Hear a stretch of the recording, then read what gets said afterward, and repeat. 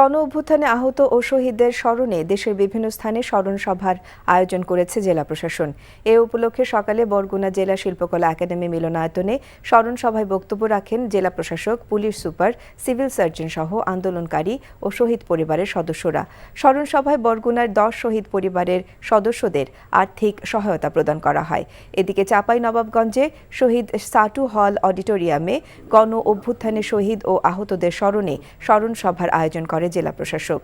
সভায় জেলা পরিষদের পক্ষ থেকে জেলার গোমস্তাপুর উপজেলার তারেক হোসেন ও শিবগঞ্জ উপজেলার মতিউর রহমানের পরিবারকে 1 লাখ টাকা এবং আহত 11 জনকে 20,000 টাকা করে আর্থিক সহায়তা প্রদান করা হয়।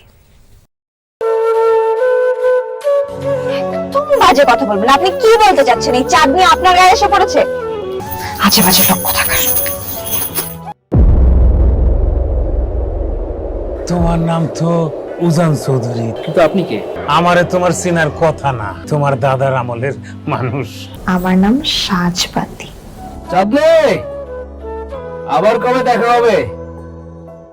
আমি ওসমান। তুমি তো দেরি করে এলে কেন? আমি তো এই ফার্স্ট টাইম এখানে এলাম। আমি তোকে অনেক বছর ধরে খুঁজে বেড়াচ্ছি। সব কিছুর জন্য তুই দায়ী।